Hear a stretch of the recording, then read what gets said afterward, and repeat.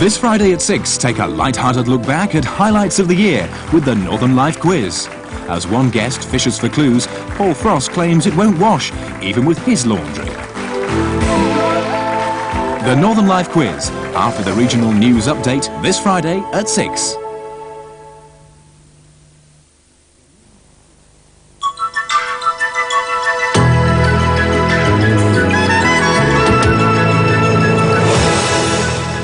Serving the great north of England 7 days a week, this is Tyne Tees Television. The time now is 12:30. News time at ITN.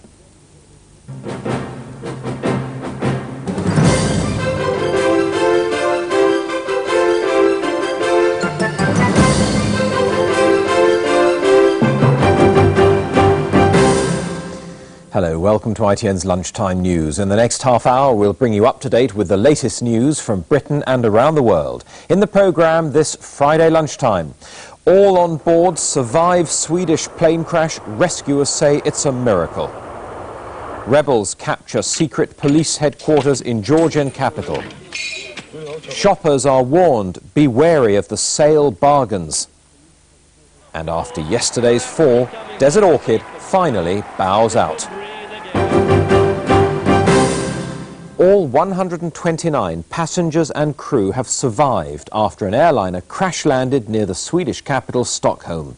Both engines on the Scandinavian Airlines DC-9 apparently failed at 2,000 feet shortly after takeoff for Copenhagen. The plane broke into 3 pieces after hitting treetops and coming down in a field, but most of the passengers were able to walk away from the wreckage. Just 14 people are being treated for injuries. An air traffic controller said it was a miracle that no one was killed. Just 3 minutes after takeoff, the airliner, similar in design to a DC-9, plummeted to the earth from around 2,000 feet. Moments earlier, the pilot radioed a distress call, saying the plane had ice on its wings. Then the airliner plunged into the ground just yards from a dense forest, breaking up into 3 sections. Yet astonishingly, no one died in the crash. 14 passengers on board were hurt, 7 seriously. Most, though, walked to safety, to nearby houses where rescuers checked their names against the flight list. If you go over there and take a look, it's miraculous. The treetops slowed the plane's speed and then brought it down in the field so that it didn't crash. It's as if it landed with God's help. Military helicopters later took the injured to nearby hospitals. The plane was en route to Copenhagen, then on to Warsaw in Poland. The Swedish Prime Minister interrupted his Christmas holiday to visit the scene. One reason that no one died in the crash is undoubtedly the fact that the plane failed to catch fire when it crashed. Rebel National Guardsmen in Georgia have captured the KGB headquarters after a night of fierce fighting in the capital, Tbilisi. They're reported to have freed several political prisoners, including one of the main opposition leaders who had been held since October. The overnight clashes were the most intense since fighting broke out last weekend between the rebel militias and troops loyal to President Gamsachurdia. The president is still barricaded inside the parliament building. Georgia's opposition army claimed they're on the verge of winning this civil war, and the events of last night appear to have brought them a step closer to that. In the heaviest fighting reported so far, they have captured the headquarters of the Georgian KGB. That stands right next door to the Republic's Parliament building, where President Gamsachurdia and several hundred loyal troops are holed up. In the process, the opposition say they've released several of their leaders from KGB cells, where they were being held on the orders of the president. Just one example, they say, of the way in which the democratically elected Gamsachurdia has abused his powers by locking up his opponents. Gamsachurdia himself is appealing for an international committee, including representatives from the EC and the Arab League, to visit Tbilisi and support his regime. He's even talking about holding a referendum on his future. Though while he remains a prisoner in an underground bunker, this is little more than talk. Outside, the fighting has been restricted to an area around the Parliament building. In much of the city, electricity and water supplies have been cut off, but most civilians are able to keep out of the line of fire. There are still no accurate casualty figures. The latest reports suggest 42 people have died so far, though ambulances have not been able to reach the victims of last night's fighting. Opposition troops are still threatening an all-out assault on the Parliament building. They claim that they're holding back to avoid a bloodbath. Their critics wonder whether they really have the will or the firepower to take on the highly motivated men still defending their president. James Mates, ITN, Moscow. Here, Labour has demanded a change in the law to protect shoppers in the post-Christmas sales. The Shadow Trade and Industry spokesman, Gordon Brown, says some stores are using the sales to make deliberately misleading offers. He said loopholes in the law allows shops to offer sales bargains with misleading recommended retail prices, sidestep the 28-day pricing rule on cut price offers, and launch introductory offers without a definite time limit. Thousands of shoppers are out looking for bargains in the sales today. Many will become unwitting victims of bogus price-cutting tactics. Often reductions are advertised from an original retail price which never existed. DTI officials have monitored fraudulent sales practices. They've recommended action to tighten up the law, which the government's ignored, according to Labour. The practices like talking about recommended retail prices, pre-sale prices, introductory offers, when there is no genuine bargain, should be outlawed. And the customer, particularly at New Year sales, has a right to expect that sale offers are indeed genuine. The tragedy is that this is not the case at the moment. The government knows it's not the case. They should have acted long ago, and we now enter another new year when the customer is inadequately protected against these bogus claims. At one leading store whose sale began today, managers denied that price cuts were misleading. We don't do that. I mean, we sometimes get special offers from our suppliers, our normal suppliers, because they've over-manufactured and they're prepared to reduce the cost to us, and therefore we buy the items in and sell them on to the customer at a lower price, but that's the nearest we get to that sort of thing. Do you think that this should be tightened up, though, for the shopper? Well, I certainly believe that anything that makes shopping easier for the customer has got to be a good thing. The advice to customers is look hard at the fine print of the sale prices before buying. The Libyan leader Colonel Gaddafi has told ITN that he no longer supports the IRA, and he now believes it's time to create a new beginning for relations with Britain. In an exclusive interview in the capital Tripoli, he also said he had no intention of sending the two men accused of carrying out the Lockerbie bombing for trial in Britain or America. He said they were innocent and would not get a fair trial in either country. It was a hastily arranged meeting, the venue his tented office inside a heavily guarded compound in Tripoli. Colonel Gaddafi suddenly anxious after months of silence to publicly confront the allegations of Libyan involvement in the Lockerbie bombing. First, though, in an interview that had some unconventional overtones, Gaddafi told ITN he would no longer provide arms and support for the IRA. As a matter of fact, we disagree with the actions of the IRA.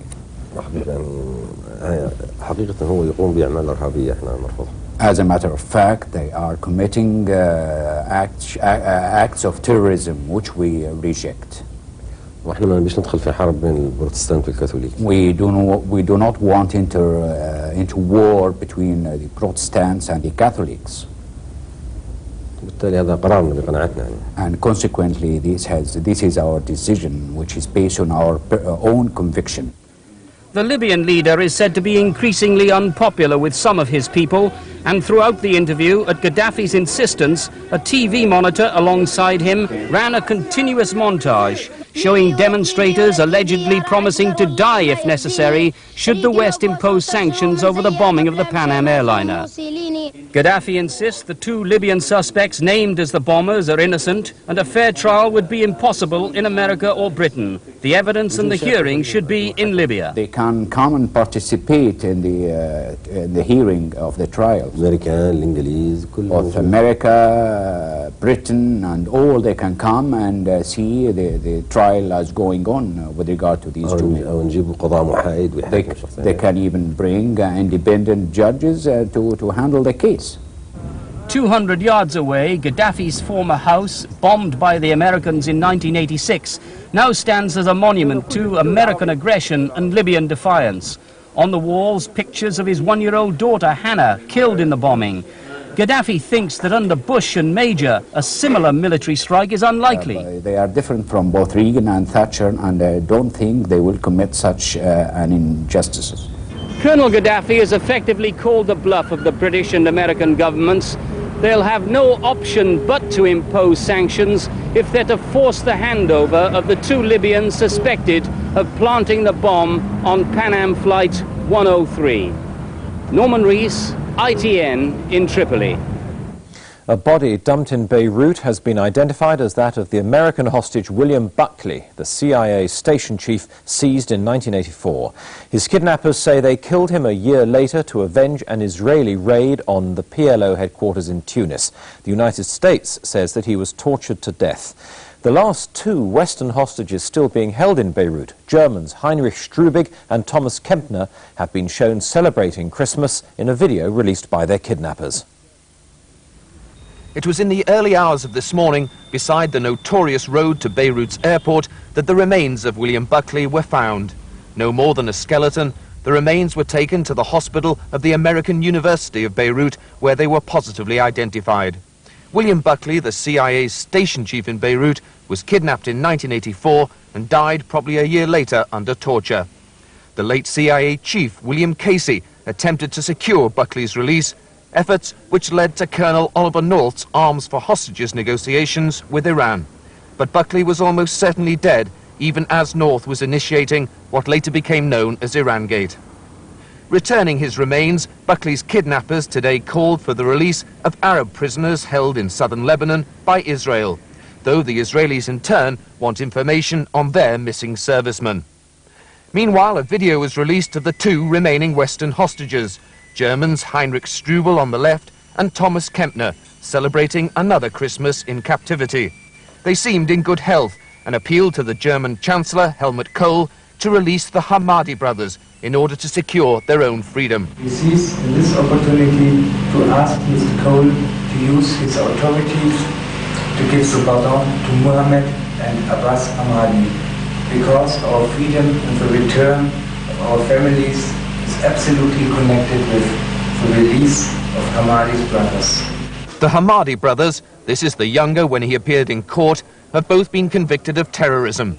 The elder brother for the TWA hijacking in Beirut 6 years ago.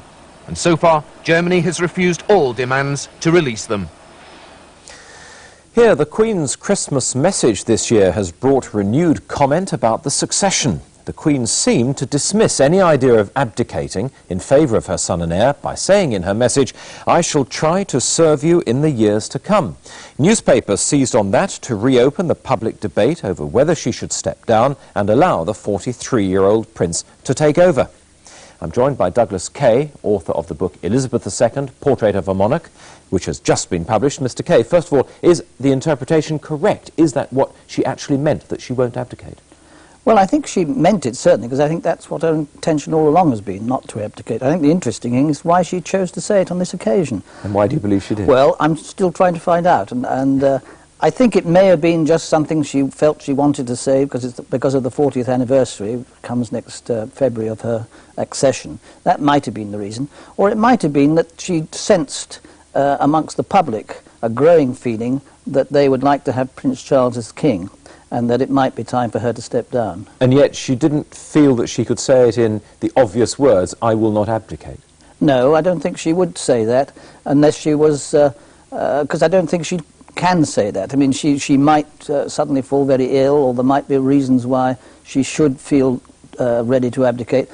But her vows she made in 1952, I think that's what she was emphasizing, the vows she made in 1952 was very serious to her.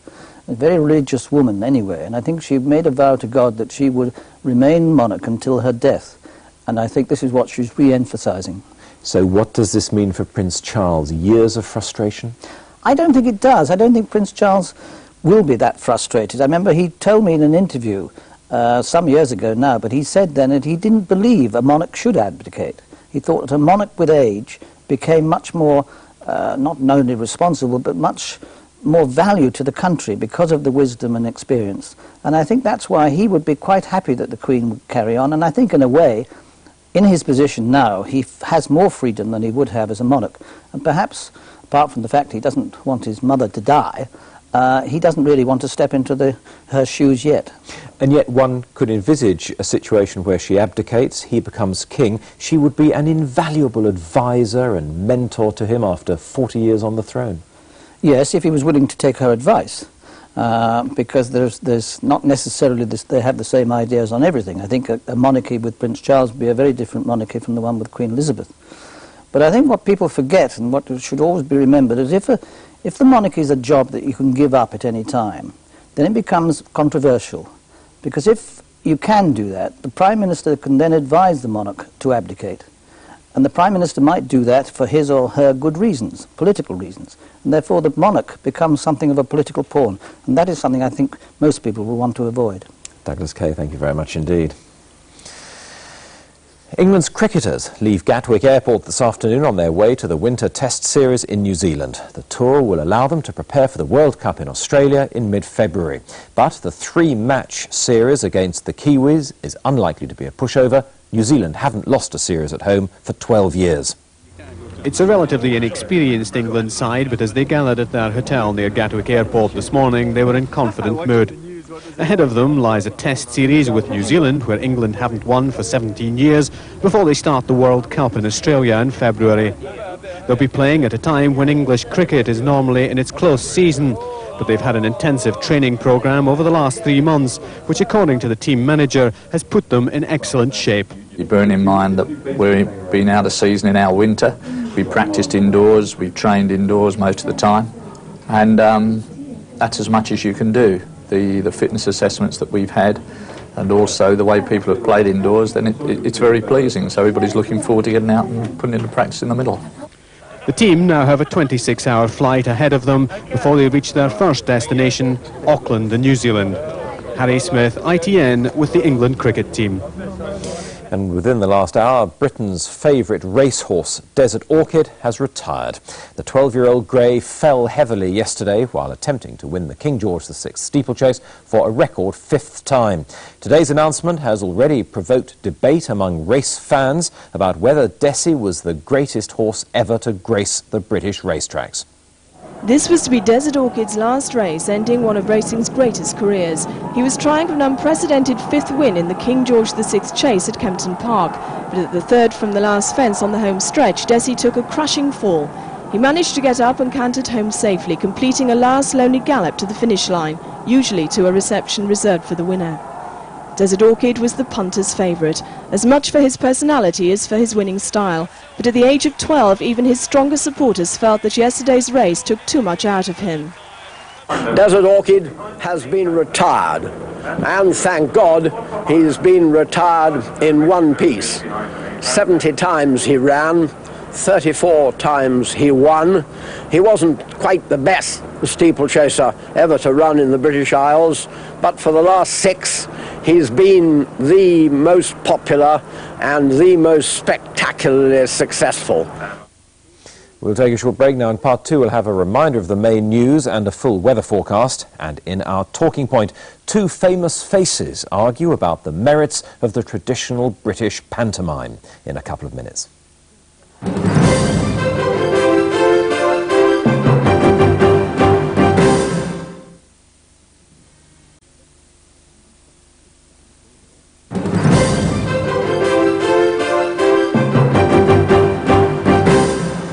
Welcome back. We'll give you the main points of the news a little later, but first our talking point. Pantomime, say some, is one of the great British Christmas traditions.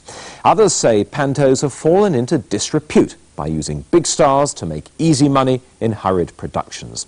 Joining me in the studio is the comedian Bill Oddie, who himself has written and directed a new, updated version of Mother Goose. Arguing against him is Jean Boat from the TV comedy Bread, who's playing a fairy in a traditional version of Jack and the Beanstalk.